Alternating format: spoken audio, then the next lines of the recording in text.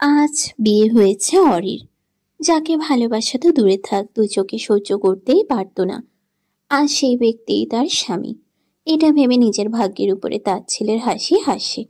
সেই জোর জবরদস্তির বিয়েটা কিছুতেই মানতে পারছে না। তার কষ্ট হচ্ছে, ভীষণ কষ্ট হচ্ছে। নিজের ভালোবাসার মানুষটিকে বিয়ের আসরে একা ফেলে রেখে অন্য কাউকে বিয়ে করে নেওয়ার মতো কষ্টের আর কিছু নেই। বুকটা হাহাকার করে উঠছে, তীব্র ব্যথায় শ্বাস নিতেও কষ্ট হচ্ছে তার। সে কিভাবে নিজের পরিবারের সামনে দাঁড়াবে? যাকে বিয়ের প্রতিশ্রুতি দিয়েছিল তার সামনে বেইমান চেহারা নিয়ে কিভাবে মুখোমুখি হবে? আদৌ সবার সামনে যাওয়ার অধিকার রয়েছে তো? এতক্ষণ নিশ্চয় ঘরভর্তি লোকজনের সামনে তার পরিবারের সম্মান চলে গিয়েছে। আচ্ছা, তার না হওয়া প্রিয় মানুষটা এখন কি করছে?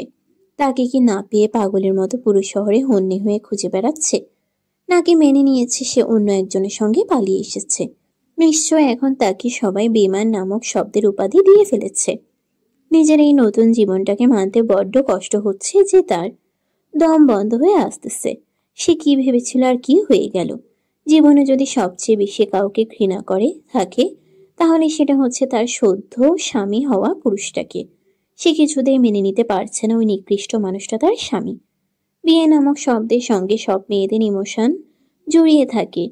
কেউ কেউ চেনা মানুষটার সঙ্গে সারা জীবনের জন্য জড়িয়ে পড়ে, আবার কেউ কেউ অচেনা কারোর সঙ্গে জড়িয়ে পড়ে। বিয়ে শব্দটা অনেকের কাছে সুখ, অনেকের কাছে দুঃখ। ঠিক তেমনি তার কাছে এই বিয়ে এক নরক যন্ত্রণা। বিয়ে নিয়ে কত আশা, স্বপ্ন, আনন্দ, আগ্রহ, ইচ্ছে ছিল তার, কিন্তু জাস্ট একটা ভুলের জন্য আজ তাকে পস্তাতে হচ্ছে। সে যদি ওই দিন রাগের মাথায় হিতাহিত জ্ঞান না হারিয়ে লোকটাকে সবার সামনে চড় না মারত, তাহলে হয়তো আজ এমনটা হতো না তার সঙ্গে। কিন্তু তখন যে তার হাতেও কোনো উপায় ছিল না। পরিস্থিতিটাই এমন ছিল যে নিজের ছোট বোনের সম্মান রক্ষার জন্য তাকে ওইসব করতে হয়েছে।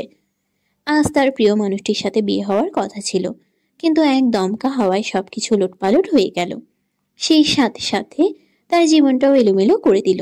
এইসব ভেবে দু হাতে মুখ চেপে ধরে ফুপিয়ে কান্না করে দিল এবং ভাবতে লাগলো তার কাটানো রঙিন দিন ও মুহূর্তগুলো। শহরের সেরা টপ 10 জন বিজনেসম্যানদের মধ্যে একজন, নামকরা বিজনেসম্যান ও চৌধুরী ইন্ডাস্ট্রির একমাত্র চেয়ারম্যান মিস্টার আরহাম চৌধুরী, ওনার ওয়াইফ মিসেস মারিয়ানা চৌধুরী, বড় মেয়ে আরিয়ানা চৌধুরী ওরফে অরি, ও ছোট মেয়ে অনন্যা চৌধুরী। এই নিয়েই ছোট্ট ফ্যামিলি তার। মাম্মা পাপা কই তোমরা? দেখো আজ কিন্তু আমি তোমাদের আগে দেখবো, নয়তো চোখই খুলবো না সারাদিন। উপস, সরি আপু, তুমি আজও লেট।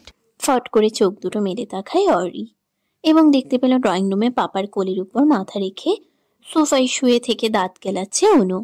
এই দৃশ্য দেখে সে সিঁড়ির উপরেই হাত পা মেলে বসে পড়ল। অতঃপর চোখের জলে নাকের জলে হয়ে চিল্লিয়ে বলে উঠল, আ তুই আবার আজকে আমার সকালটা নষ্ট করে দিলি অনুর বাচ্চা। তোর কপালে বর জুটবে না, দোয়া করে দিলাম আমি, বেয়াদব মেয়ে। অনু হামি তুলতে তুলতে বলল, সমস্যা নেই, তুমি আছো তো, তোমার বরকে নিয়ে পালাবো না, সো চিল। দেখো তো পাপা, তোমার মেয়ে দিন দিন অশুভ হচ্ছে কিন্তু।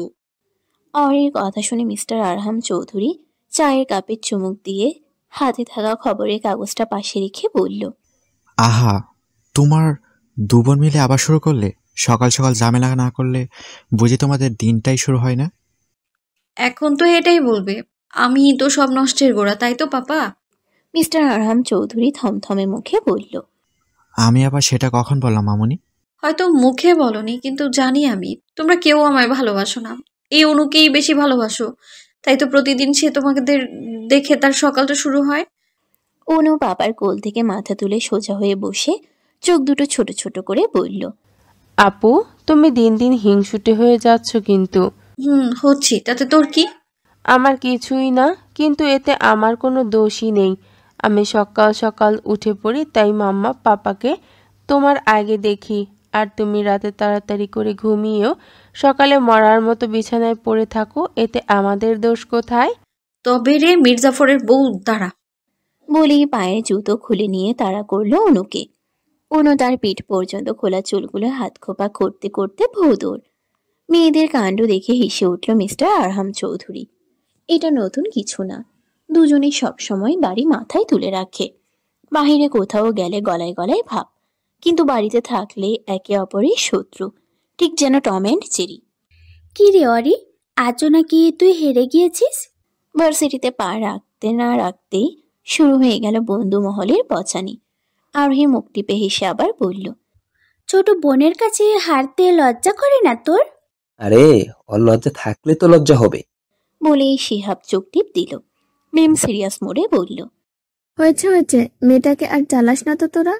দেখছিস তোর আগে সাপের মতো ফুসফুস করছে, কখন জানি কামড়ে দেয়। সবাই হো হো করে হেসে উঠল। এদিকে অরির শরীর জ্বলে যাচ্ছে, কোথাও তার শান্তি হলো না। বাড়িতে একটা শাকচুনি আছে আর বন্ধু মহলের সবাই এক একটা মীর জাফরের বংশধর। উফ! অরি দাঁতে দাঁত চেপে কিছু না বলে ক্লাসরুমের দিকে চলে গেল। সে এবার অনার্স দ্বিতীয় বর্ষের ছাত্রী ও অনু ইন্টার সেকেন্ড ইয়ারের ছাত্রী। সবার সাথে ক্লাস করে আড্ডা দিয়ে কালো রঙের স্কুটি নিয়ে বের হয়ে যায় অরি। উদ্দেশ্য তার অনুর কলেজে যাওয়ার। এই মেয়েটার গোলামি করতে করতেই তার জীবনটা গেল। অরি নিজ মনে গুনগুন করতে করতে তার প্রিয় স্কুটিটা চালাচ্ছে। হঠাৎ করে কই থেকে একটা সাদা রঙের কার এসে তার সামনে ব্রেক কষে। অরি চোখ দুটো বড় বড় হয়ে গেল। ব্রেক চাপার আগেই ঠুস করে গাড়ির সাথে ঢুকে গেল। স্কুটি সহ পড়তে পড়তে নিজেকে সামলে নিল। গাড়ি থেকে পুলিশের পোশাক পরিহিত একজন যুবক নেমে এলো এবং অরির দিকে তাকিয়ে গম্ভীর কণ্ঠে বলল, you are under arrest miss Oriana Chowdhury. Ori স্কুটিতে আরাম করে বসে ধীর কণ্ঠে বলল, আমি না কাউকে মেরেছি আর না কারো বাড়িতে ডাকাতি করেছি। তাহলে কোন অভিযোগে আমায় অ্যারেস্ট করবেন এসআই সাহেব? তোমার নামে কমপ্লেন রয়েছে, তুমি একজনের হৃদয় চুরি করেছ। অরি হাসল। স্কুটিটা পাশে ঘুরিয়ে নিয়ে স্টার্ট দিতে দিতে বলল, এখন আমি তাহার শালি সাহেবাকে নিতে যাচ্ছি, সো আপনার সঙ্গে যেতে পারলাম না, সরি। অরি চলে যেতে চাইলেও তাকে বাধা দিল।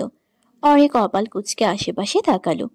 নির্জন রাস্তা হওয়ায় তেমন একটা মানুষজন নেই, শুধু কয়েকটি চলন্ত যানবাহন ছাড়া।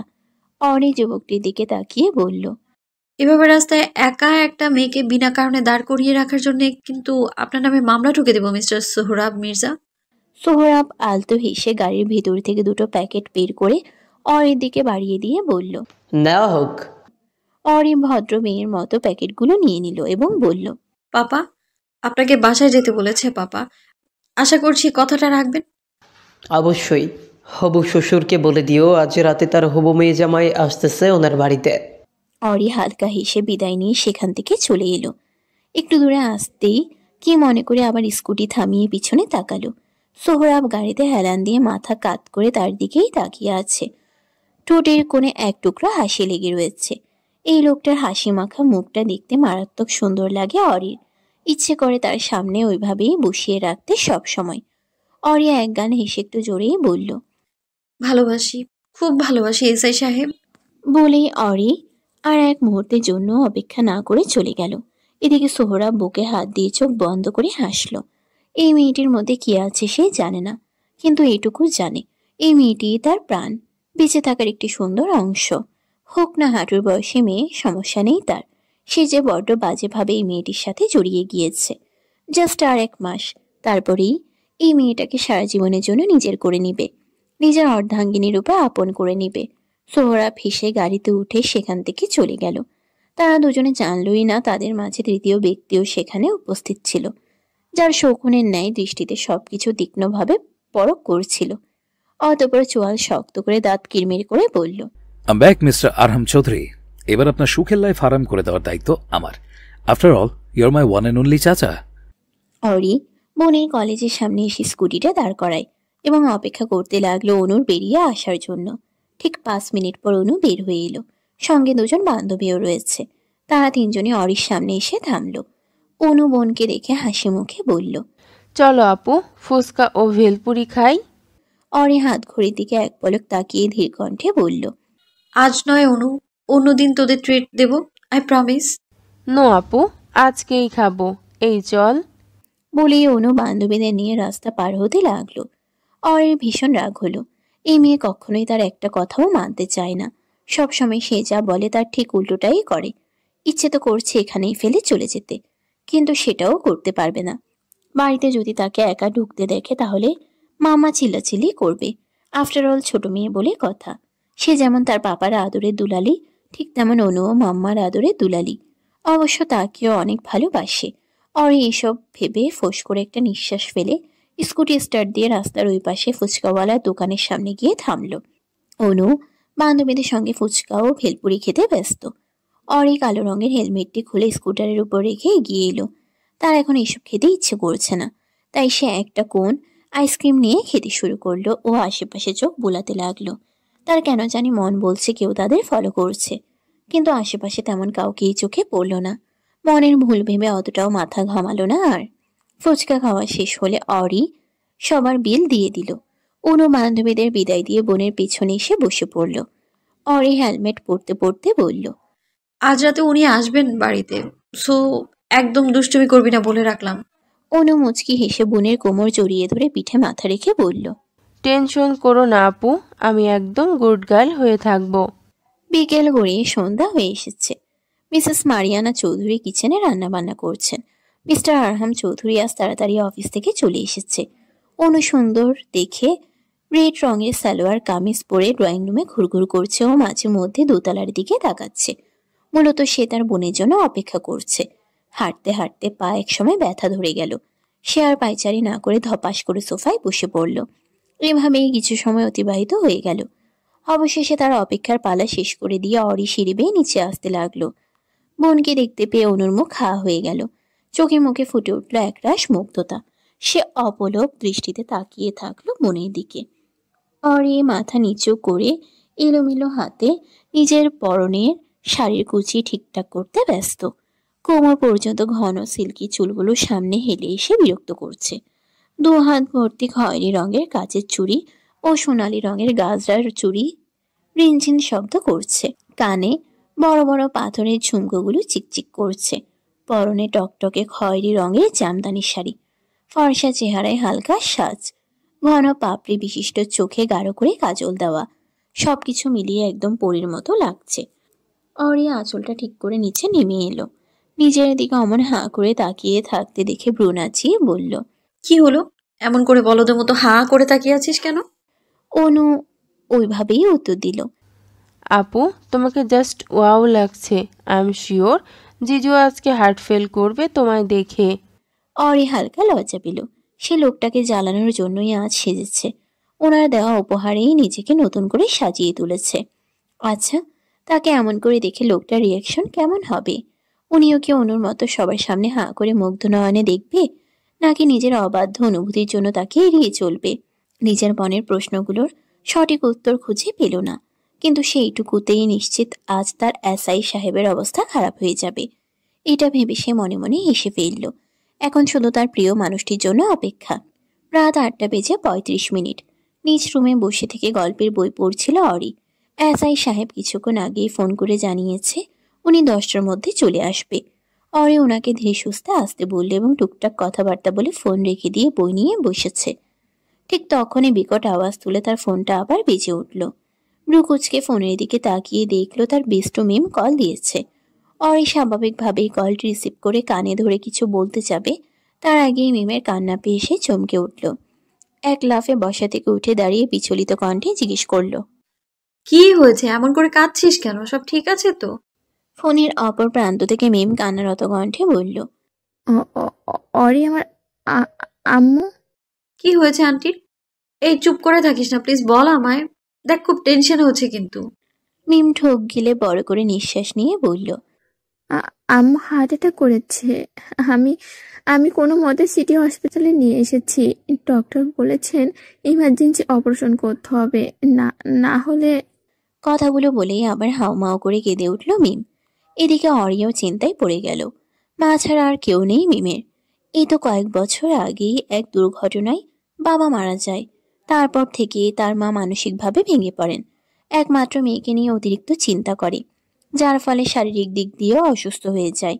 অরি কপালের ঘাম মুছে শান্ত গলায় বলল, চিন্তা করিস না, আন্টি সুস্থ হয়ে যাবে। বাকিদের কল দিয়ে জানা, আমি আসতেছি। কল কেটে দিয়ে তাড়াতাড়ি করে খোলা চুলগুলো হাত খোপা করে ব্যাগে ক্রেডিট কার্ড ও ফোন ঢুকিয়ে নিয়ে এক প্রকার দৌড়ে রুম থেকে বেরিয়ে গেল। এখন চেঞ্জ করার একটুও সময় নেই তার হাতে। ড্রয়িং রুমে মাম্মা পাপা অনু বসে থেকে চা খাচ্ছিল ও গল্প করছিল। তখন খেয়াল করলো অরি হন্তদন্ত হয়ে ছুটে আসতেছে, চেহারায় চিন্তার ছাপ। মেয়েকে এমন করে আসতে দেখে মিস্টার আরহাম চৌধুরী বললেন, কি হয়েছে মামুনি? তোমাকে চিন্তিত লাগছে। সবকিছু ঠিক আছে তো? অরি শাড়ির কুচিয়ে এক হাতে ধরে নিচে নেমে এসে সবাইকে সবটা খুলে বলল। সবকিছু শুনে বেশ চিন্তায় পড়ে গেল। মিসেস মারিয়ানা চৌধুরী চিন্তিত গলায় বলল, দুঃখের বিষয়, আমরাও কি তোমার সাথে যাব অরি? না না মাম্মা, তোমরা এইখানেই থাকো। উনি একটু পরেই হয়তো চলে আসবে। বন্ধু মহলের সবাই আমরা ওই দিকটার সামনে নিব, চিন্তা করো না। মিস্টার আরহাম চৌধুরী কিছু একটা ভেবে বলল, ঠিক আছে মামুনি, তোমাকে আমরা বাধা দেব না, কিন্তু স্কুটির বদলে গাড়ি ও ড্রাইভারকে সঙ্গে করে নিয়ে যেতে হবে। আর হ্যাঁ, কিছু লাগলে অবশ্যই জানাবে। অরি মাথা নেড়ে সম্মতি দিয়ে বাড়ি থেকে বের হয়ে দ্রুত গতিতে গাড়ি নিয়ে বেরিয়ে গেল হাসপাতালের উদ্দেশ্যে। অরিও তাদের বন্ধু মহলে সবাই এসেছে হসপিটালে, কিন্তু এসে জানতে পারে হার্টের অপারেশন করলে সাকসেস হওয়ার চান্স মাত্র 10%। এমন ক্রিটিক্যাল অপারেশন করার জন্য বেস্ট সার্জন দরকার, সেটা আপাতত ওখানে নেই। ডক্টর সাজেস্ট করে প্রাইভেট হাসপাতালে ভর্তি করাতে। কয়েক বছর আগে শহরে একটা নামকরা প্রাইভেট হাসপাতাল স্থাপন করা হয়েছে এবং ওখানকার প্রায় সব ডক্টরই বেস্ট, বিশেষ করে হাসপাতালের কর্তৃপক্ষ। উনি দেশের বাইরের একজন নামকরা ডক্টর এবং বেস্ট সার্জন হিসেবে বেশ পরিচিত। তার এমন কোনো রেকর্ড নেই যে কোনো অপারেশন সাকসেস হয়েছে। কোনো অপারেশন আনসাকসেস হয়েছে। তার নিখুঁত কাজে মাঝে মধ্যে সিনিয়র ডক্টররাও অবাক হয়ে যান। আর এই জন্যই মাত্র কয়েক বছরের মধ্যেই প্রাইভেট হাসপাতালটি শহরে নামকরা হাসপাতালে পরিণত হয়। অরিও তার বন্ধু মহল সবাই যেহেতু হাসপাতালের ব্যাপারে জানে, তাই আর এক মুহূর্তের জন্য সময় নষ্ট না করে ওই হাসপাতালের উদ্দেশ্যে রওনা দিল। প্রাইভেট হাসপাতালে এসে ভর্তি করানোর পর জানতে পারে দ্য বেস্ট সার্জন ডক্টর লিওয়ান হাসপাতালে নেই। ইমার্জেন্সি কল দিয়ে জানানো হয়েছে, কিন্তু সোজাসাপটা বলে দেয় উনি আজ আসতে পারবেন না, ওনার নাকি অন্য ইম্পর্টেন্ট কাজ রয়েছে। এদিকে মিম কান্না করতে করতে বেহুশ, তাকেও অন্য কেবিনে শিফট করা হয়েছে। অরি, শিহাব, রাকিব, আরোহীর টেনশনে মাথা ফেটে যাচ্ছে। শিহাব তো মনে মনে ইচ্ছে মতো গালিগালাজ করে ডক্টরের 14 গোষ্ঠী ধুয়ে ফেলেছে। অরি পায়চারি করে যাচ্ছে। হাতে তাদের বেশিক্ষণ সময় নেই। সঠিক সময়ে যদি অপারেশন না হয় তাহলে হিতে বিপরীত ঘটে যাবে। এটা সে কিছুতেই হতে দিবে না। দরকার হলে ওই ডক্টরকে বাড়ি থেকে জোর করে নিয়ে আসবে, তবুও আজকে অপারেশনটি কমপ্লিট করাবে। অরিন ডক্টরের নামটা শুনে বেশ পরিচিত মনে হচ্ছিল, কিন্তু অতিরিক্ত টেনশনে থাকার জন্য অতটাও মাথা ঘামালো না। আর সময় নষ্ট না করে রাকিব ও আরোহীকে এখানে থাকতে বলে শিহাবকে নিয়ে বেরিয়ে গেল। অন্য ডক্টরের কাছ থেকে ডক্টর লিওয়ানের ফোন নম্বর ও বাড়ির অ্যাড্রেস নিয়েছে এবং সেখানে যাওয়ার উদ্দেশ্যেই বেরিয়ে পড়েছে। রাত 11টা ছুঁই ছুঁই। অরি ও শিহাব একটা ক্লাবের সামনে দাঁড়িয়ে রয়েছে। দুজনের চোখে মুখেই রাগের ছাপ। তারা ডক্টর লিওয়ানের বাড়িতে গিয়েছিল, কিন্তু ওখানে যাওয়ার পর গার্ডসরা তাদের ভেতরে প্রবেশ করতে দেয়নি। অরি ভালো করে বুঝিয়ে বলার পর জানতে পারে ওনাদের বস ওরফে ডক্টর বাড়িতেই নেই। অনেক চেষ্টা করার পর ওনার লোকেশন ট্যাগ করে এখান পর্যন্ত এসেছে এবং এখানে এসেই রাগে শরীর জ্বলে যাচ্ছে। ওইদিকে হাসপাতালে একজন এমার্জেন্সি রোগী মৃত্যুর সাথে নড়ছে, আর এই শালার ডক্টর কিনা ক্লাবে এসে মাতলামি করছে। অরির আগে গজগজ করতে করতে ক্লাবের দরজার দিকে এগিয়ে গেল। তার পিছু পিছু শিহাবও এলো। দুজনেই ক্লাবের ভেতরে প্রবেশ করতেই চোখমুখ কুঁচকে ফেলল। অশ্লীল পোশাক পরিহিত মেয়েরা মিউজিকের তালে তালে ড্যান্স করছে। কয়েকজন কাপলরা বারে বসে থেকে মদ গিলছে। কেউ কেউ ঘনিষ্ঠ হওয়ার চেষ্টা করছে, আবার কেউ কেউ বসে থেকে আড্ডা দিচ্ছে, গল্প করছে। শিহাব চারদিকে একবার চোখ বুলিয়ে নিয়ে অরির দিকে তাকিয়ে বলল, তুই এখানেই থাক, আমি ওই লুচ্চা ডাক্তারকে খুঁজতেছি। অরি কিছু একটা ভেবে বলল, কিন্তু তুই ওনাকে চিনবি কি করে? আরে শুনলি না, ওই শালা বাইরের ডক্টর, নিশ্চয়ই বিদেশি দলা বিয়াল হবে। তুই থাক, আমি দেখে আসতেছি কোন চিপার মধ্যে আছে। বলেই শিহাব সামনের দিকে এগিয়ে গেল। আর অরি সেখানেই দাঁড়িয়ে থেকে আশেপাশে উকিঝুঁকি দিতে লাগলো। হঠাৎ করে অনুভব করলো তাকে কেউ তীক্ষ্ণ দৃষ্টিতে দেখছে। অরি চমকে আশেপাশে ভালো করে তাকিয়ে দেখল, কিন্তু না, তেমন সন্দেহজনক কাউকেই দেখতে পেল না। তবুও অরির মন বলছে কেউ একজন খুব গভীরভাবে তাকে দেখছে, কিন্তু কে সে সেটা বুঝতে পারছে না। আরে মিস্টার লিও, আপনি এখানে? লিও নামটা কানে আসতেই চমকে উঠে ডান দিকে ঘুরে তাকালো অরি। বড় বড় পা ফেলে ভেতরে এগিয়ে গেল এবং দেখল কয়েকজন গার্ডসও ব্যক্তি দাঁড়িয়ে থেকে কথাবার্তা বলছে। অরি ঠিক চিনতে পারল না এদের মধ্যে কে ডক্টর লিওয়ান, কিন্তু এটুকু নিশ্চিত যে এদের মধ্যে কেউ একজন। সে আর না দাঁড়িয়ে তাদের সামনে চলে গেল এবং জিজ্ঞেস করল, আপনাদের মধ্যে কে ডক্টর লিওয়ান? হঠাৎ করে ক্লাবের মধ্যে শাড়ি পরিহিত একজন রমণীকে দেখে লোকগুলো কিছুটা অবাকই হলো বটে। কেউ কেউ তো দূর থেকে চোখ দিয়ে গিলে খাচ্ছে। অরি সেগুলোতে পাত্তা না দিয়ে আবার গম্ভীর কণ্ঠে বলল, কি হলো, চুপ করে আছেন কেন? বলুন কে ডক্টর? অরের কথা শুনে একজন যুবক ধীর পায়ে গিয়ে আস্তে আস্তে বলল, ডক্টরের কি প্রয়োজন সুন্দরী? আমি আছি তো। অরি ঘাবড়ে গেল। ছেলেটার মতিগতি ভালো লাগছে না তার, একদম নিশাখরের মতো লাগছে। সে শুকনো ঢোক গেলে পিছনে সরে যেতে যেতে অসহায় কণ্ঠে বলল, আমি জানি ডক্টর লিওন, আপনি এখানেই আছেন। প্লিজ সারাদিন আপনার হসপিটালের বেডে একজন মা মৃত্যুর সঙ্গে লড়াই করছে। ঠিক অপারেশন না হলে ঠিক সময়ে অনেক বড় ক্ষতি হয়ে যাবে তার। উনি ছাড়া যে তার মেয়ের আর কেউ নেই এই পৃথিবীতে। আপনার দোহাই লাগে, প্লিজ মেয়েটাকে এতিম করে দেবেন না, প্লিজ। অরের কথাগুলো শুনে তেমন কেউই রিয়্যাক্ট করলো না। এটা অনেকটাই অবাক হয়ে গেল। আচ্ছা, সে তখন ভুল শুনেনি তো? অন্য কারোর নামও তো লিও হতে পারে। শিট শিট শিট, সে তাহলে ভুল জায়গায় এসে পড়েছে। অরি তড়ি ঘরে ঘরে পিছন ঘুরে দৌড় দেওয়ার চেষ্টা করলো। ঠিক তখনই কেউ একজন পায়ে ল্যাং মারলো। অরি নিজের ব্যালেন্স সামলাতে না পেরে নিচে পড়ে গেল এবং তার হাতের কাছের ছুরিগুলো ভেঙে ফ্লোরে ছিটিয়ে পড়ল। অরি চমকে উঠে ঘাড় ঘুরিয়ে তাকালো। কয়েকজন তাকে গোল করে ঘিরে ধরেছে। কারোরই মতলব ভালো লাগছে না তার। সে একবার ভাবলো চিৎকার করে শিহাবকে ডাকবে, কিন্তু আদৌ কণ্ঠ তার শিহাবের কানে পৌঁছাবে কিনা শিওর নয়। এত এত মিউজিকের শব্দের মধ্যে তার কণ্ঠস্বরটা ফিকে। হঠাৎ করে তার দৃষ্টি এক কোণে থাকা টেবিলের উপর গেল, যেখানে একজন যুবক গম্ভীর মুখে বসে থেকে সিগারেট কাটছে। চোখে ব্ল্যাক সানগ্লাস থাকার জন্য কোনো দিকে তাকিয়ে আছে সেটা বোঝা যাচ্ছে না। লোকটাকে দেখে ঠিক বুঝতে পারলো না বাংলাদেশি নাকি বিদেশি। এখন এসব ভাবনার সময় নেই। এখান থেকে কিভাবে পালাবে সেটাই মেইন বিষয়। অরি লোকগুলোর দিকে তাকিয়ে দেখলো কেমন করে লালসার দৃষ্টিতে তার দিকে তাকিয়ে আছে।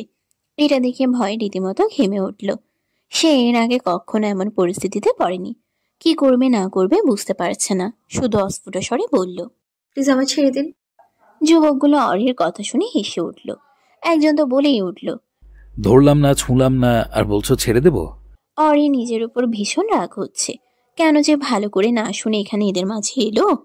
শিহাব পই পই করে মানা করেছিল ওখান থেকে কোথাও না যেতে, কিন্তু নিচে নিচে মাতব্বরি করে এখন বাজেভাবে ফেসে গেল। অরি অসহায় চোখে এদিক সেদিক তাকাচ্ছে, খুব করে চাচ্ছে কেউ এসে তাকে সাহায্য করুক, কিন্তু কেউই এগিয়ে এলো না, বরং ড্রিঙ্কসের গ্লাস হাতে নিয়ে তামাশা দেখছে। অরি আবার ওই অদ্ভুত দেখতে যুবকটির দিকে তাকালো।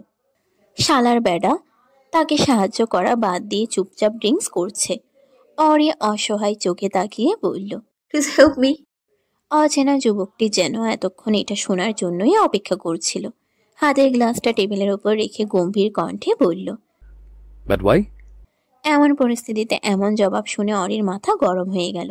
সে রেগে মেগে চিল্লিয়ে মুখ ফসকে বলে উঠল, কেন বে, চোখে কম দেখিস নাকি? দেখতে পাচ্ছিস না আমি কেন সাহায্য চাচ্ছি? সে ভেবেছিল লোকটা বাংলা জানে না, দেখতে একটু বিদেশি বিদেশি মনে হচ্ছিল, তাই শুদ্ধ বাংলা ভাষায় নিজের ক্ষোভ ছেড়ে দিল। কিন্তু তাকে অবাক করে দিয়ে লোকটা বলে উঠল, I wanted to help, but the choice of words completely ruined the vibe. Guys, you all just carry on with your work. No more disturbance. So, just enjoy it. Ori কথাগুলো শুনে অবাক দৃষ্টিতে তাকিয়ে থাকলো। গোল করে ঘিরে ধরা লোকগুলো যেন একটু বেশি উৎসাহিত হলো। তাদের মধ্যে একজনের হাতে মদের বোতল ছিল। সেটা নিয়ে অরির কাছে এগিয়ে এসে মাথায় ঢেলে দিল। মুহূর্তের মধ্যে অরির পুরো শরীর ভিজে গেল। মদের গন্ধে পেটের নাড়ি ভুড়ি বেরিয়ে আসার উপক্রম। অরি আর সহ্য করতে না পেরে দু হাতে মুখ ঢেকে ফুপিয়ে কেঁদে উঠল। সেই প্রথম এমন জঘন্য পরিস্থিতিতে পড়েছে। নিজেকে আজ বড্ড অসহায় লাগছে। লোকগুলো ধীরে ধীরে এগিয়ে আসতে লাগলো। অরি দু হাতে শাড়ি খামছে ধরে নিচে বচা অবস্থায় পিছিয়ে যেতে লাগলো। সবার চোখে মুখে হিংস্রতা ফুটে উঠেছে। অতিরিক্ত টেনশন ভয়ে অরি আর নিজেকে সামলাতে পারল না। জ্ঞান হারিয়ে টাইলসযুক্ত ফ্লোরে ঢলে পড়ে গেল। সে জানেও না আজ এখান থেকে বেঁচে আদৌ ফিরতে পারবে কিনা। রাত 1টা বেজে পার হয়ে গিয়েছে। শিহাব অনেক আগেই হাসপাতালে ফিরে এসেছে। ডক্টরকে পুরো ক্লাবে তন্ন তন্ন করে খুঁজে না পেয়ে একসময় হাল ছেড়ে দিয়ে অরি যেখানে ছিল সেখানে ফিরে এসে তাকে দেখতে না পেয়ে ঘাবড়ে গিয়েছিল। অরিকে খোঁজাখুঁজি করার এক সময়ের মধ্যে ফোনের কথা মনে হতেই পকেট থেকে ফোন বের করে অরিকে কল দেওয়ার জন্য, কিন্তু কল আর দেওয়া হয়ে ওঠে না।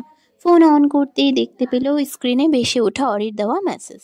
লক খুলে হোয়াটসঅ্যাপে গিয়ে মেসেজটা পড়ে জানতে পারলো হঠাৎ করে শরীর খারাপ লাগার জন্য সোহরাব তাকে বাড়িতে নিয়ে গিয়েছে, তাই তাকে যেন না খুঁজেও চিন্তা করতে নিষেধ করে। শিহাব একটা স্বস্তি নিঃশ্বাস ফেলল। যা করে ঠিক আছে, সে তো একটুর জন্য ভয়ই পেয়ে গিয়েছিল, কিন্তু কোথাও যেন একটা খটকা লাগলো তার, কারণ তারা শুধুমাত্র দুজনেই এখানে এসেছিল।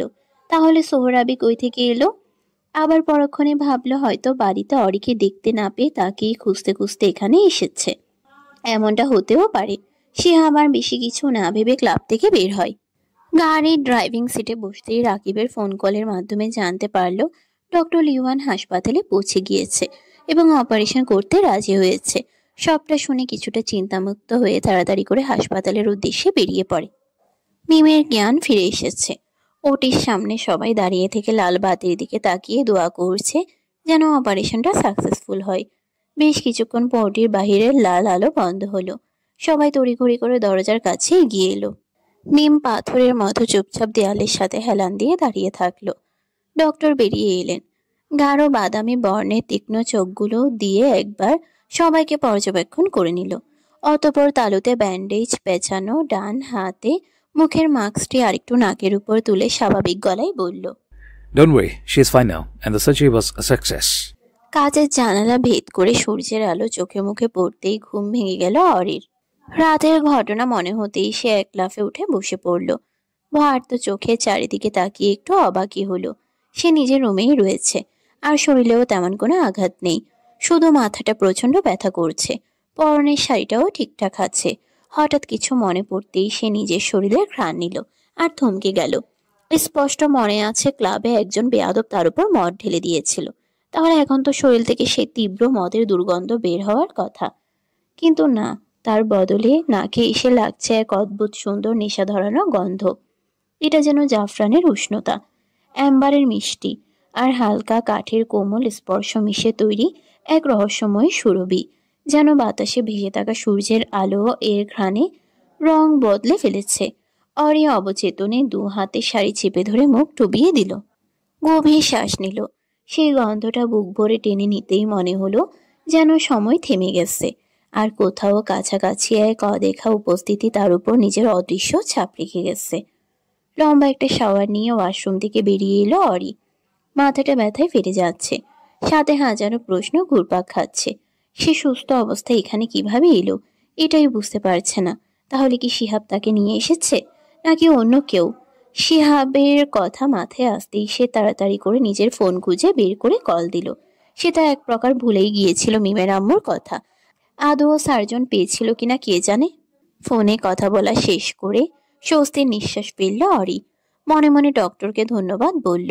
ফোনটা টেবিলের উপর রেখে দিতেই রুমের ভেতর অনু প্রবেশ করলো এবং বোনকে এত সকালে গোসল করতে দেখে ব্রুকুচকে বলল, কি ব্যাপার আপু, আজ যে এত সকাল সকাল গোসল করলে?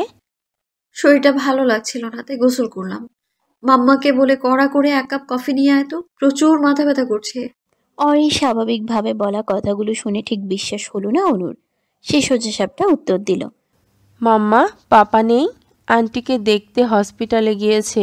অরি কিছুক্ষণ চুপ করে থেকে বলল, আমি এখানে কিভাবে এসেছি অনু?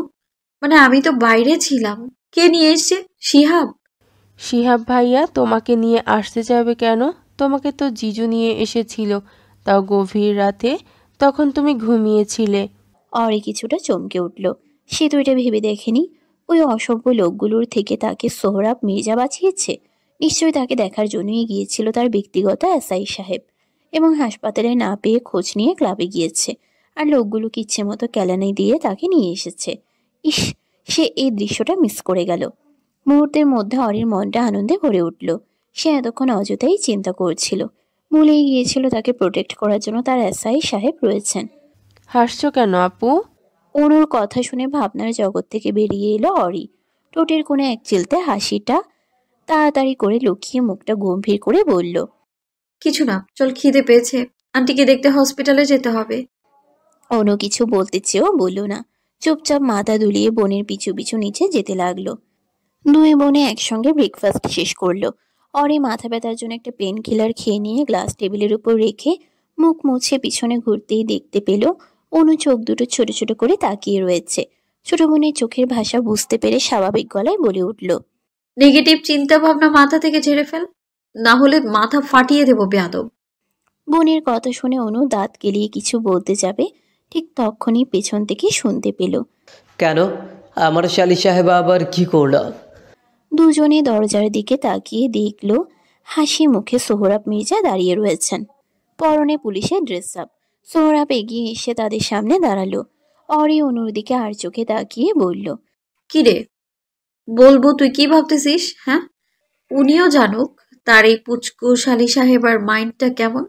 অনু পড়ে গেল মুসিবতে। সে অসহায় চোখে বোনের দিকে তাকিয়ে ইশারায় বলতে মানা করছে। এখন যদি জিজুর সামনে বলে দেয় তাহলে সে লজ্জায় শেষ হয়ে যাবে। আসলেই তার মাইন্ড বেয়াদব একটা, যখন তখন উল্টা পাল্টা ভেবে বসে থাকে। এখন ওনার দিকে তাকাতেও লজ্জা করছে। অনু আর দাঁড়িয়ে থাকতে পারল না। তার বোনের মুখের উপর কোনো বিশ্বাস নেই। ভুল জায়গায় সঠিক কথা বলে দিয়ে নিজেও বাঁশ খায়, সাথে তাকেও বাঁশ খাওয়ায়। তাই সে আগে ভাগে সেখান থেকে কেটে পড়ল। অনুর ভৌ দৌড় দেখে অরি শব্দ করে হেসে দিল। তখন তার দৃষ্টি সামনে দাঁড়িয়ে থাকা ব্যক্তির উপর পড়ল। উনি এক দৃষ্টিতে তাকিয়ে রয়েছেন তার দিকে। হঠাৎ করে অরির হাসি মাখা মুখটা মলিন হয়ে গেল। ঠিক সময় যদি ওখানে না যেত তাহলে নিশ্চয়ই সে আজ দিনের আলোটা দেখতে পেত না, বা একজন ধর্ষিতা বলে উপাধি পেত। এটা ভাবতেই বুকের ভেতরটা কেমন যেন করে উঠল। অজান্তেই লোকটার প্রতি সম্মান ও ভালোবাসা দ্বিগুণ হয়ে গেল। আজ শুধুমাত্র ওই লোকটার জন্যই সে সুস্থ শরীরে দাঁড়িয়ে রয়েছে। এইসব ভাবনার মাঝে গালে হাতের স্পর্শ পেয়ে চোখ তুলে তাকায়। সৌরভ অরির কাছে এসে দুগালে হাত রেখে কপালে ঠোঁট ছুঁয়ে দিয়ে বলল, সব কিছু ঠিক হয়ে গিয়েছে অরি, একদম চিন্তা করো না। অরি মুচকি হেসে দু হাতে জড়িয়ে ধরে বুকে মুখ গুজে দিল। কিন্তু তখনকার তার শরীর থেকে আসা সেই অদ্ভুত ঘ্রাণটা অনুভব করতে পারল না। এতে বিস্মিত হয়ে গেল অরি। সে তো ভেবেছিল এটা তার এসআই সাহেবের পারফিউমের ঘ্রাণ, কিন্তু এখন তো অন্যরকম ঘ্রাণ পাচ্ছে সে। তাহলে কি তার শরীরে যে ঘ্রাণ ছিল ওটা অন্য কারোর? আকাশ পাতাল ভাবতে ভাবতেই তিনজনে হাসপাতালে এসে পৌঁছালো। কেবিনের ভেতরে প্রবেশ করতেই দেখতে পেল সাদা ধমধমে বেডে শুয়ে রয়েছেন মিসেস শিল্পী খাতুন। ওনার ডান পাশে বসে আছে মিম, আরোহী, শিহাব, রাকিবও রয়েছে। অরি কাছে এগিয়ে যেতেই মিম উঠে দাঁড়িয়ে তাকে বসার জায়গা দিল। অরি বসে আন্টির ডান হাত নিজের হাতের মুঠোয় নিয়ে ধীর কণ্ঠে বলল, ডক্টর আপনাকে নিষেধ করেছিল অতিরিক্ত টেনশন না করতে, কিন্তু আপনি কি করলেন? নিজের কথা নাই বা ভাবলেন, কিন্তু আপনার মেয়ে, আপনি ছাড়া যে সে একা, আপনি চলে গেলে ওর কি হতো? একবারের জন্যও কি ভেবে দেখেছেন আপনাকে ছাড়া আপনার মেয়ে কিভাবে থাকবে? এত বছর তো লড়াই করেছেন, তাহলে এখন কেন হাল ছেড়ে দিচ্ছেন? আমি তো আপনাকে কথা দিয়েছি যে আপনার মেয়েকে একদিন না একদিন প্রতিষ্ঠিত করে দেখাবো আমরা। তার জন্য আপনার মেয়েও দিন রাত পরিশ্রম করছে শুধুমাত্র আপনার জন্য। আপনি কোথায় ওর পাশে থেকে সাপোর্ট করবেন তা না করে ওকে মানসিকভাবে কষ্ট দিচ্ছেন আপনি। এতে কিন্তু আমরা সবাই আপনার উপর রেগে আছি আন্টি। শিল্পী খাতুন চুপচাপ রয়েছে। তিনি নিজের ভুল বুঝতে পেরেছেন। এই দুনিয়ায় টেনশন করে অসুস্থ হওয়ার থেকে লড়াই করে চলাটাই বেটার। হোক না কষ্ট, দিন শেষে তো নিজের মেয়ের মুখটা অন্তত দেখতে পারবেন। তার মেয়ে যদি হাল না ছাড়ে তাহলে তিনি একজন মা হয়ে কেন হাল ছেড়ে দিবে? শিল্পী খাতুন সবার সামনে মেয়ের দিকে তাকিয়ে কথা দেন উনি নিজের খেয়াল রাখবেন, যত্ন করবেন ও মেয়ের পাশে সবসময় থাকবেন।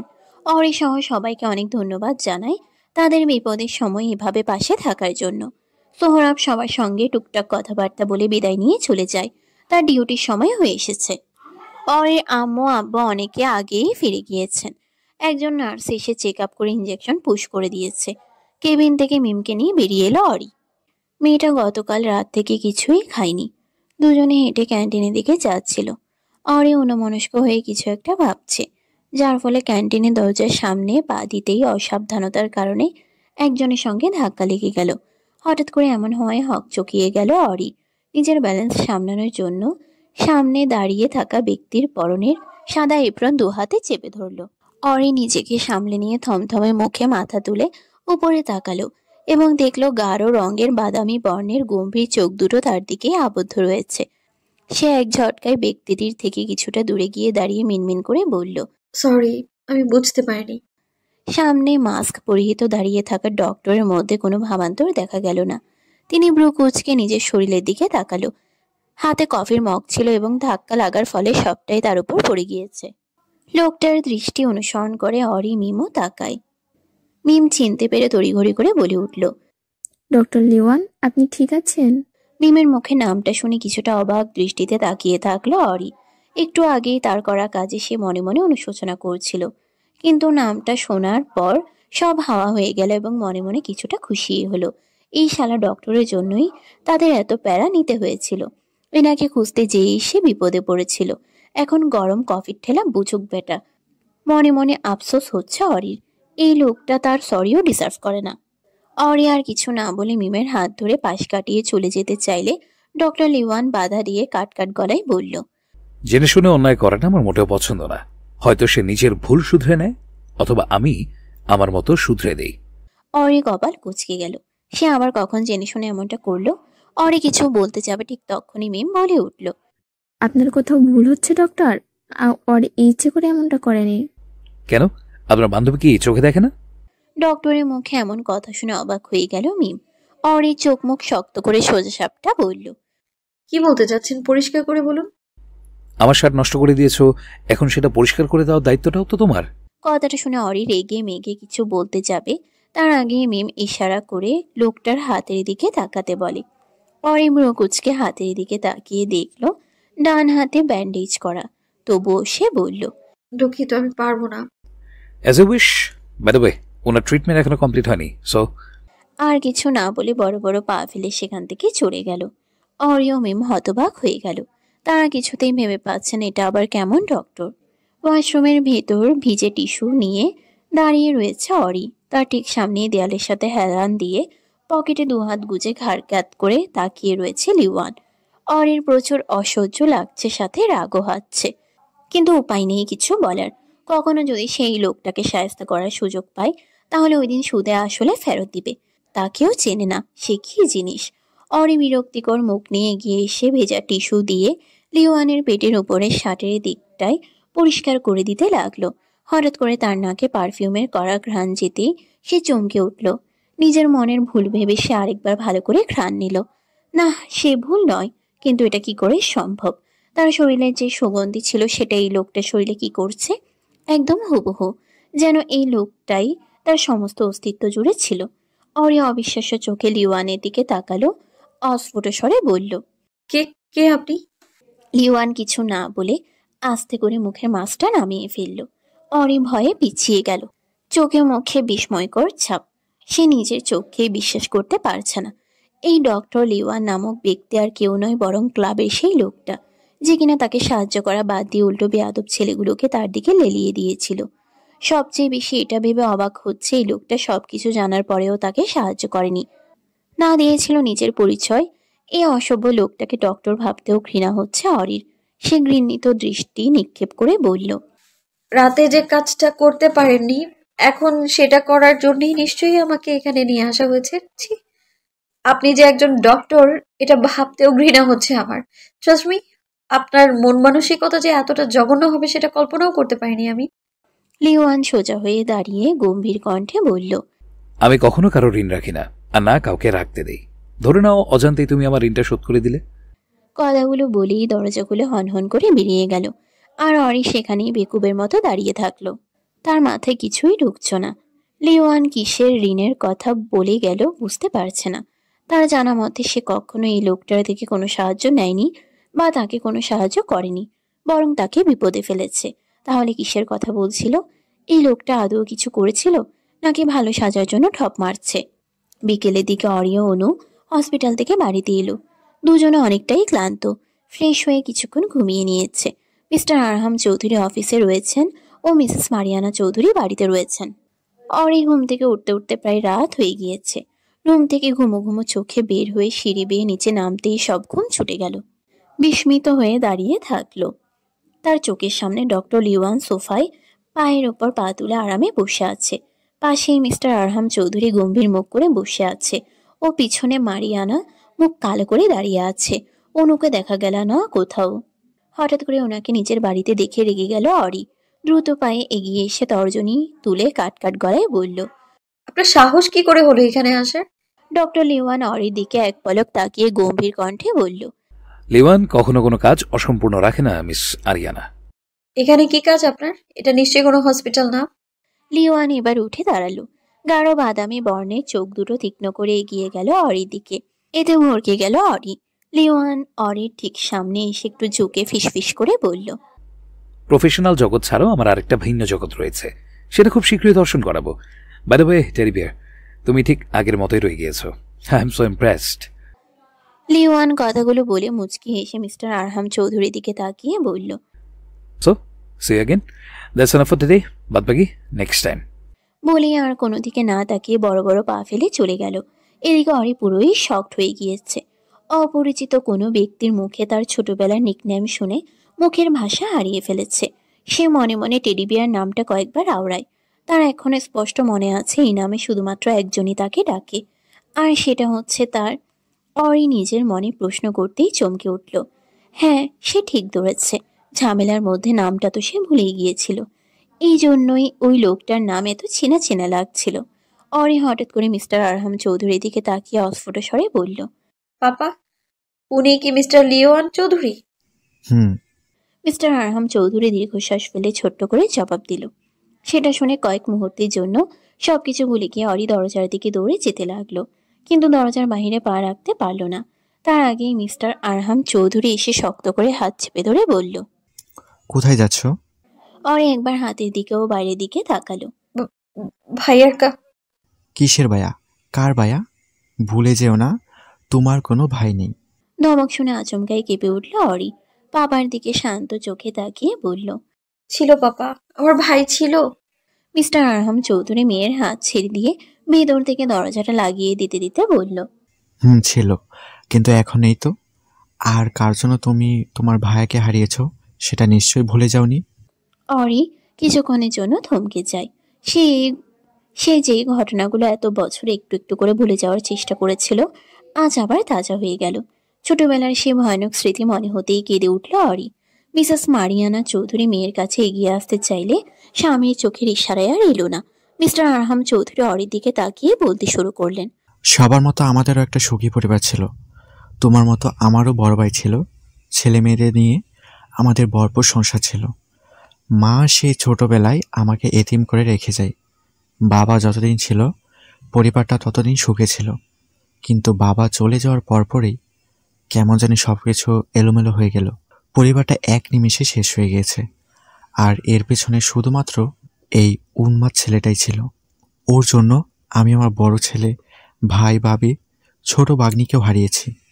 ও নিজ হাতে আমাদের সুখের পরিবারটা ধ্বংস করেছে। আর আজ কিনা তুমি ওই জানোয়ারটার কাছে যাচ্ছিলে। শোনো মেয়ে, ভুলে যেও না, তোমার প্রিয় মানুষের রক্তে ওই পশুটার হাত রঙিন হয়ে আছে। কথাগুলো যেন কাটা গায়ে নুনের ছিটা দেওয়ার মতো হয়েছে। অরি চিৎকার করে বলে উঠল, ভুলিনি, কিচ্ছু ভুলিনি আমি। ওই ওই লোকটা আমার হাসি খুশি পরিবারকে শেষ করে দিয়েছে, সবাইকে হারিয়েছি তার জন্য। আমি ওনাকে শুধুই ঘৃণা করি। হ্যাঁ হ্যাঁ হ্যাঁ, আমি ঘৃণা করি ওনাকে। আই রিয়েলি হেট হিম। কয়েকদিন পর। আষাঢ় মাসের আবহাওয়াটা একদম ভালো নয়। এই ভালো নয়তো এই খারাপ। হুটহাট আকাশ ঘোলাটে হয়ে বর্ষণ শুরু হয়ে যায়। ঝুপঝুপ বৃষ্টির কারণে অনেকেই বিরক্ত হয়ে গিয়েছেন। যথাযথ সময়ে স্কুল, কলেজ, ভার্সিটি ও কর্মস্থলে যাতায়াত করতে পারছে না। ঠিক তেমন আজকের দিনটাও সে দুপুর থেকে একই হারে বৃষ্টি হচ্ছে। থামাথামির কোনো নামগন্ধ নেই। এদিকে কোনো কলেজ শেষে বান্ধবীর বাড়িতে এসে বিপাকে পড়ে গিয়েছে। বড় মুখ করে বলেছিল সন্ধ্যার মধ্যে বাড়ি ফিরে আসবে, কিন্তু এই ঝড়ের কবলে পড়ে সেটা আর করতে পারছে না। সে একটু বৃষ্টি কমতেই রিকশায় করে বেরিয়ে পড়েছিল বাড়ির উদ্দেশ্যে, কিন্তু হঠাৎ করে মাঝ রাস্তায় এসে ঝড় বৃষ্টি শুরু হয়ে যায়, যার ফলে সে ওখানেই আটকে গেল। একটা বন্ধ দোকানের টিনের ছাউনির নিচে জবুতবু হয়ে দাঁড়িয়ে থেকে নিজেকে ইচ্ছে মতো গালি দিয়েছে। মাতব্বরি করে এই বৃষ্টির মধ্যে বের হওয়াটা এখন হাড়ে হাড়ে টের পাচ্ছে। সন্ধ্যা হয়ে এলো মাম্মা, তবু অনু ফিরল না। কতবার করে বারণ করলাম এমন আবহাওয়ার মাঝে কোথাও যেতে হবে না, কিন্তু তোমার মেয়ে আমার কোনো কথাই কানে তোলে না। গাড়ি নিয়ে যেতে বললাম, সেটাও শুনলো না। অরি বক বক করতে করতে নিচে নেমে এলো। এই মেয়েটা তাকে শান্তিতে একটুও থাকতে দেয় না। বাইরে গেছে উনি আর চিন্তায় মরছে সে। এখন নিশ্চয়ই ওই মহারানীকে নিতে যেতে বলবে মাম্মা। এছাড়া আর তার কাজই বা কি আছে? কলেজ শেষে নিয়ে এসো, বান্ধবীর বাড়ি থেকে নিয়ে এসো, ওখান থেকে নিয়ে এসো বলে বলে তার মাথার সব পোকা বের করে দেয়। আজকে শুধু এই ঘাড়তেরা মেয়েকে হাতের নাগালে পাক, তারপর বোঝাবে বড় বোনকে অকারণে জ্বালানোর ফল টক, ঝাল না মিষ্টি। অনু মাঝ রাস্তায় এসে আটকে গিয়েছে, তোমাকে লোকেশন দিচ্ছি, গাড়ি ড্রাইভারকে নিয়ে গিয়ে তাকে নিয়ে এসো। মিসেস মারিয়ানা চৌধুরী রান্নাঘর থেকে কথাগুলো বললেন। সেটা শুনে মুখ দিয়ে চ সূচক শব্দ বের হলো অরির। সে কোথায় ভেবেছিল এমন ওয়েদারে ব্যালকনিতে বসে গরম গরম চা খাবে, তা না, এখন বাহিরে যেতে হবে। ফোনের টুংটাং শব্দে ভাবনার জগৎ থেকে বেরিয়ে এলো। ফোনের স্ক্রিনের দিকে একবার তাকিয়ে জোরে নিঃশ্বাস ফেলল, তারপর বোনকে নিয়ে আসতে সদর দরজা দিয়ে বেরিয়ে গেল। ওদিকে অনু নির্জন রাস্তার পাশে চায়ের দোকানে কাঁপা কাঁপা শরীরে দাঁড়িয়ে থেকে বোনের জন্য পথ চেয়ে অপেক্ষার প্রহর গুনতে লাগলো। সন্ধ্যা গড়িয়ে রাত হয়ে এসেছে। আবহাওয়ার প্রতিকূল এখনো অশান্তই রয়ে গিয়েছে। অনুর দেওয়া লোকেশনে এসে সাদা রঙের কার থামলো। কাচের জানালা নামিয়ে বাহিরে উকি দিল অরি। বাহিরে প্রচন্ড বাতাস বইছে, হালকা ঝিরিঝিরি বৃষ্টির ফোঁটাও পড়ছে। তীক্ষ্ণ দৃষ্টিতে আশেপাশে তাকিয়ে কোথাও কাউকে দেখতে পেল না। এতে অবাক হলো অরি। হ্যান্ডব্যাগ থেকে ফোনটা বের করে বোনের নাম্বারে ডায়াল করলো। উপর প্রান্ত থেকে এক মেয়েলি কণ্ঠস্বরে শোনা গেল। এই মুহূর্তে সংযোগ প্রদান করা সম্ভব হচ্ছে না, তবুও বার দুয়েক চেষ্টা করলো অরি, আর প্রতিবারই ব্যর্থ হলো। সে এক পর্যায়ে চিন্তিত হয়ে গাড়ির ডোর খুলে বের হয়ে ড্রাইভারকে বলল, আপনি এখানেই থাকুন, আমি অনুকে নিয়ে আসতেছি। অরি চায়ের দোকান পেরিয়ে সামনে এগিয়ে গেল। এতটাই বাতাস হচ্ছিল যে তাকে উড়িয়ে নিয়ে যাবে এমন মনোভাব। কোনো মতে দু হাতে ওড়না জামা চেপে ধরে এগিয়ে যাচ্ছে। পিচ ঢালা রাস্তার দুপাশে সারি সারি গাছগুলো ঢুলছে। কিছু কিছু গাছের ডালপালা ভেঙে পড়ছে রাস্তার মাঝে। উড়ন্ত ধুলোবালির মধ্যে চোখ মেলে তাকানো যাচ্ছে না, তবুও কষ্ট করে পিটপিট করে তাকিয়ে ছোট বোনকে খুঁজে চলেছে আঁখি ছোড়া। ল্যাম্পপোস্টের আলোয় পুরো রাস্তাটাই পরিষ্কার দেখা যাচ্ছে। মাঝে মধ্যে দ্রুত গতিতে কয়েকটা গাড়ি যাতায়াত করছে। মেইন রোডের থেকে অনেকটাই দূরে এই রাস্তাটি। গাড়ি ঘোড়া চলাচল করলেও খুব একটা লোক রাতে চলাফেরা করে না। সন্ধ্যা হতে না হতেই চায়ের দোকানি দোকান বন্ধ করে চলে যায়। তাদের বাড়ি থেকে এটা উল্টো পথ। সে কিছুতেই বুঝতে পারছে না সোজা পথ রেখে হঠাৎ করে অনু উল্টো পথে কেন এলো। আর এলো তো এলো, তাকেও বাড়ি থেকে এই অসময়ে এখানে আসতে হলো। এই যে এখন যদি সে এই বাতাসের কবলে পড়ে উড়ে টুড়ে যায়, তাহলে এর দায় কে নেবে? নিশ্চয়ই কাল খবরের কাগজের হেডলাইনে ইয়া বড় বড় অক্ষরে লেখা থাকবে, ব্রেকিং নিউজ, চৌধুরী বংশের বড় মেয়ে মিস আরিয়ানা চৌধুরী গতকাল রাতে প্রবল ঝড়ে উড়ে গিয়ে পটল তুলেছেন। সবাই বলুন ইন্না লিল্লাহ ওয়া ইন্না লিল্লাহি রাজিউন। এসব আবল তাবল ভাবতে ভাবতেই অঘটন ঘটে গেল। প্রবল ঝড়ের বেগে হুট করেই উড়ে গেল। ওয়েট, কি ভেবেছেন অরি উড়ে গিয়েছে? আরে না, তার ওড়না উড়ে গিয়েছে। অরি আহাম্মক বনে গেল। সে যদি জানতো এমন পরিস্থিতিতে পড়তে হবে, তাহলে ব্রুজ সেফটি পিন লাগিয়ে বাড়ি থেকে বের হতো। পেছনে ফিরে দেখে তার সাথে সবুজ ওড়না কাদায় পড়ে ভিজে মাখামাখি হয়ে গিয়েছে। এটা আর পড়ার মতো অবস্থায় নেই। অসহায় চোখের সামনে ফিরে খোপা করে রাখা ঘন হালকা লাল রঙের চুলগুলো খুলে দুভাগ করে সামনে এনে রাখলো। আপাতত এখন এটা দিয়েই কাজ চালাতে হবে। কিন্তু বেয়াদব চুলগুলো জায়গা মতো থাকা বাদ দিয়ে বাতাসে উড়ে এলোমেলো হয়ে এদিক সেদিক চলে যাচ্ছে। এতে প্রচন্ড বিরক্ত হয় অরি। শালার বিপদের সময় নিজের মাথার চুলগুলোও বেমানি করছে। সে এগুলোকে দেখে নিবে পরে। এখন আসল বেয়াদবকে খুঁজতে হবে। অরি ঠান্ডা বাতাসের সাথে তাল মিলিয়ে দ্রুত পায়ে এগিয়ে গেল সোজা পথে। ঝিরিঝিরি বৃষ্টির ফোঁটায় হালকা ভিজে উঠল তার শরীরটা, তবুও সে থামল না। এদিকে বিদ্যুৎ চমকানোর শব্দে কানে তালা লাগার উপক্রম। মাঝে মধ্যে ভয় পেয়ে পিছিয়ে যাচ্ছে, আবার বোনের কথা মনে হতেই এক বুক সাহস নিয়ে এগিয়ে যাচ্ছে। নিশ্চিত তার বোনটাও খুব ভয় পাচ্ছে, কিন্তু সে আছেটা কোথায় সেটাই বুঝতে পারছে না। এদিকে গাড়ি থেকে বেশ অনেকটা দূরে এসে গিয়েছে, তবুও কাউকে দেখা যাচ্ছে না। অরি এবার বাধ্য হয়ে আশেপাশে ঘুরে ঘুরে অনুর নাম নিয়ে ডাকতে শুরু করলো। এক পর্যায়ে এসে অরির পা দুটো হঠাৎ করেই থমকে গেল। বিস্মিত হয়ে দাঁড়িয়ে রইল। চোখে মুখে অবিশ্বাস্যর ছাপ। রীতিমতো তার ভেজা শরীর কাঁপছে। ঠোঁট কামড়ে ধরে নিজেকে নিয়ন্ত্রণ করার চেষ্টা করছে। অরি খুব করে চাইছে সে যেটা দেখছে সেটা যেন ভুল হয়, কিন্তু না, কোনো ভুল নেই। সে যা দেখছে সেটা একদম সত্য। তার থেকে ঠিক কিছুটা দূরেই জঙ্গলের মধ্যে অর্ধনগ্ন অবস্থায় পড়ে রয়েছে অনু।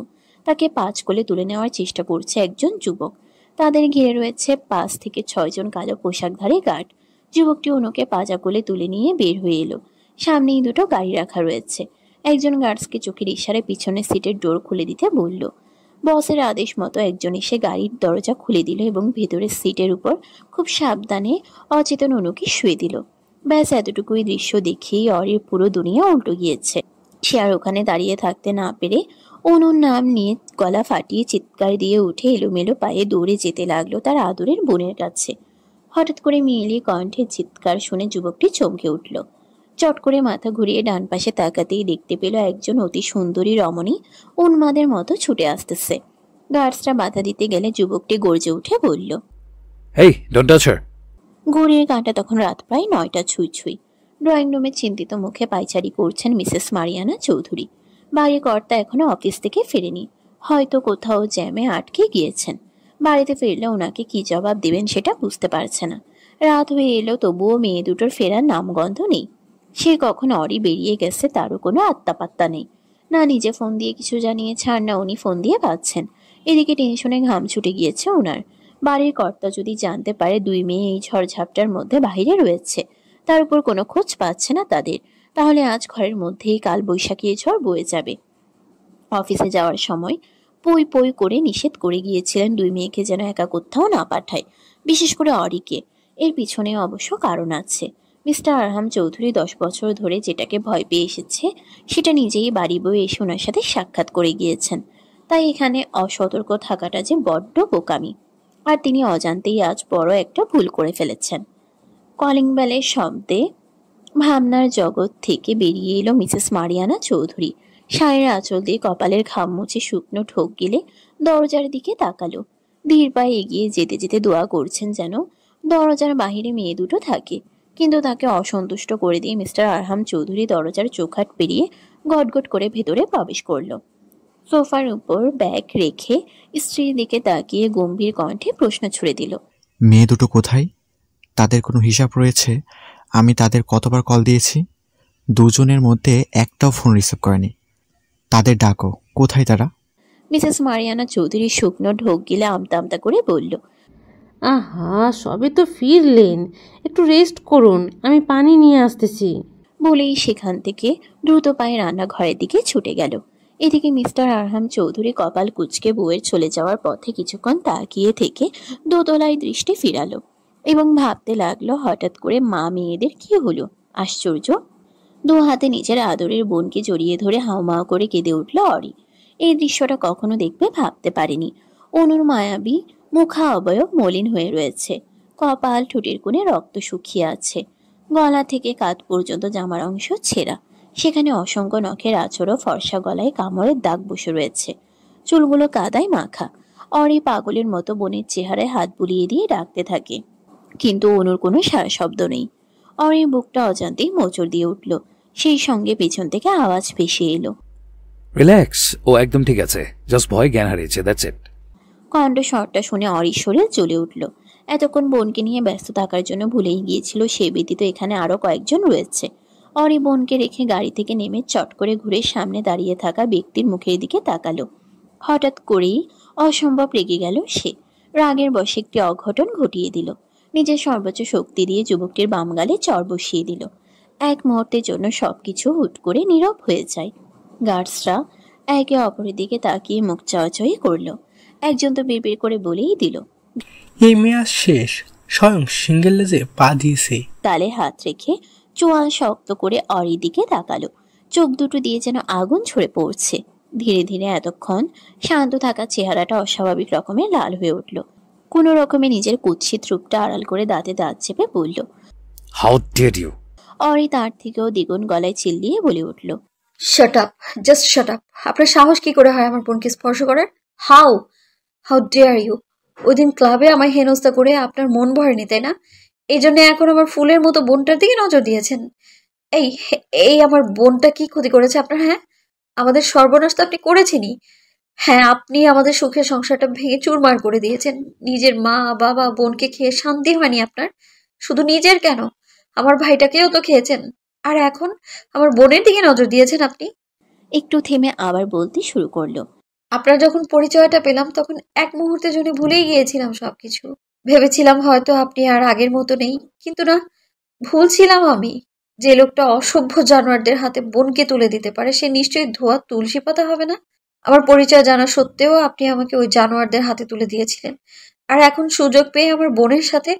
ছি, আমার ভাবতেও ঘৃণা হচ্ছে। আপনি আমাদের চাচাতো ভাই। ট্রাস্ট মি, আপনার মতো এতটা নিচু, জঘন্য, নিকৃষ্ট পুরুষ আর দুটো দেখিনি।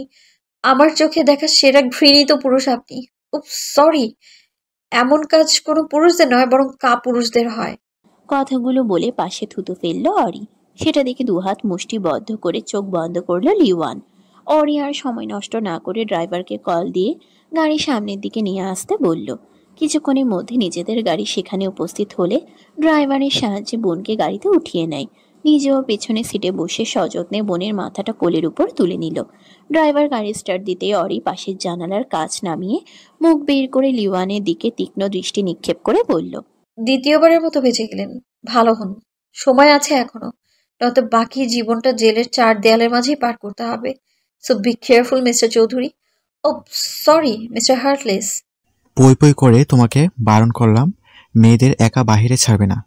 জাস্ট কয়েকটা দিনের জন্য সময় নিয়েছিলাম যে এখন থেকে ওদের সাথে গার্ডসও দেব, কিন্তু না, কেউই আমার কোনো কথা শুনল না।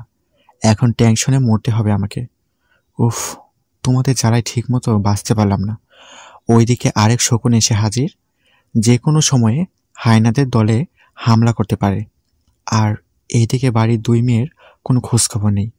ওদের যদি কিছু হয় তাহলে তোমাকে দেখে নেব মারিয়া।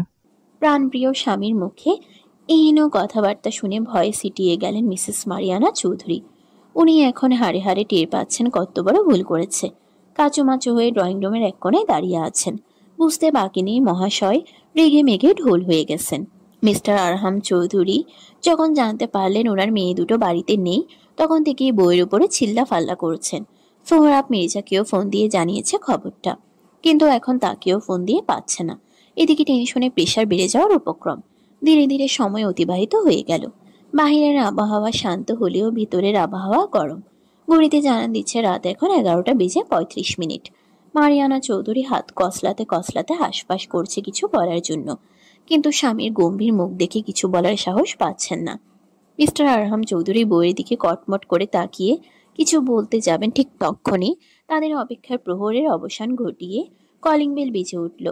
এতক্ষণ যেন এটারই অপেক্ষায় ছিল মারিয়ানা। তিনি চটজলদি দরজার দিকে ছুটে গেলেন এবং কম্পিত হাতে দরজা খুলে দিলেন। অরি বোনকে ধরে ভেতরে প্রবেশ করলো, পিছু পিছু সোহরাব মির্জাও। যখন খবরটা জানতে পারলো তখন সবকিছু ছেড়ে ছুড়ে বেরিয়ে পড়েন তাদের খুঁজতে, এবং এক সময় পেয়েও যান। অনুকে হসপিটাল থেকে ডক্টর দেখিয়ে নিয়ে এসেছে। যেখানে যেখানে জখম হয়েছে সেখানে ওয়ান টাইম টেপ লাগিয়ে দিয়েছে। হাত পায়ে ছোট্টখাট্ট জখম ছাড়া আর বেশি কিছু হয়নি, কিন্তু অনু ঘটে যাওয়া ভয়ানক ঘটনার জন্য অনেক ভয় পেয়ে আছে। দুই বোনেরই বদভ্যাস রয়েছে, অতিরিক্ত টেনশনে বা ভয়ের কারণে যেখানে সেখানে জ্ঞান হারিয়ে ফেলে।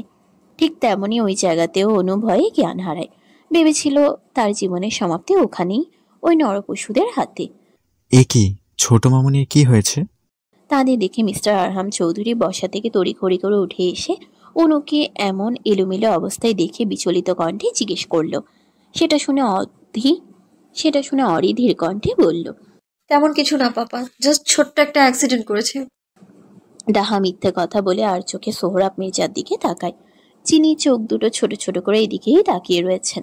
অনু বোনের সাথে তাল মিলিয়ে মাথা নেড়ে বলল, হ্যাঁ হ্যাঁ, পাপা ঝড়ের মধ্যে রিকশায় করে আসতে লেগে ভুলবশত পড়ে যায়। মেয়ের কথা শুনে মারিয়ানা চৌধুরী দ্বিধা কণ্ঠে বলল, কিন্তু তুমি যে আমায় ফোন দিয়ে বললা উল্টো রাস্তায় ওই করিম চাচার চায়ের দোকানে দাঁড়িয়ে রয়েছো। ওখানেই ছিলাম মাম্মা। তারপর রিকশায় উঠেছিলাম, তোমাদের প্রশ্ন করা শেষ হলে উপরে যাই, খুব ক্লান্ত লাগছে। মিসেস মারিয়ানা চৌধুরী আর কিছু বলার আগে আরহাম চৌধুরী বলে উঠল, হ্যাঁ হ্যাঁ যাও, ওরি মামুনি ওকে নিয়ে রুমে যাও। আঙ্কেল আন্টিকে কেন মিথ্যা কথা বললে হরি? সবে মাত্র গোসল ছেড়ে ওয়াশরুম থেকে বের হয়েছিল অরি। ঠিক তখনই সোহরাব রুমে এসে প্রশ্ন ছুড়ে দেয়। হঠাৎ করে ওনাকে দেখে অপ্রস্তুত হয়ে পড়ল অরি। দ্রুত পায়ে এগিয়ে এসে বিছানার উপর থেকে ওড়না নিয়ে গায়ে জড়িয়ে উল্টো দিকে ফিরে বলল, আমি চাইছিলাম না মাম্মা, পাপা কোনো কারণে টেনশনের মাঝে থাক, সেই জন্যই মিথ্যে বলতে বাধ্য হয়েছি। আশা করি আমার দিকটা বুঝতে পেরেছেন, তবুও সরি। মিস্টার সোহরাব মির্জা ঠোঁট চেপে একটু হেসে ধীর পায়ে এগিয়ে এসে বলল, নো প্রবলেম ম্যাডাম, এমন ছোটোখাটো মিথ্যা মেনে নেওয়াই যায়, কিন্তু আজ থেকে তোমাদের প্রোটেকশনের দায়িত্ব আমার।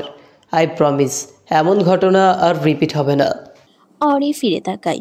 সোহরাব কিছু একটা ভেবে বলল, আচ্ছা, শালি সাহেবা কি ওই লোকগুলোকে দেখেছে? যদি দেখে থাকে তাহলে আইডেন্টিফাই করতে সুবিধা হবে। অরি নিচের ঠোঁট কামড়ে ধরে ভ্রু কুঁচকে ভাবুক হয়ে গেল। সে জানে এসব কার করা কাজ, কিন্তু যখন অনুকে জিজ্ঞেস করেছিল তখন অনু ঠিকঠাক কিছু বলতে পারেনি, আর না তাদের কাউকে দেখেছে। অনুর মতে সে যখন ওখানে একা ওই ঝড়ের মধ্যে দাঁড়িয়েছিল তখনই পেছন থেকে কেউ তার ওড়নার দুই মাথা পিছনে টেনে গলার সঙ্গে পিছিয়ে নেয়। আচমকা আক্রমণে অনু থমকে গিয়েছিল। পিছনে ঘুরে তাকানোর মতো সুযোগ ছিল না তার কাছে। অজানা ব্যক্তিগুলো ওইভাবেই তাকে নিচে ফেলে জঙ্গলের ভিতরে টেনে নিয়ে গিয়েছে। আর অনু ছটফটিয়ে গলার কাছে জর্জেট ওড়নাটা খোলার চেষ্টা করেছিল।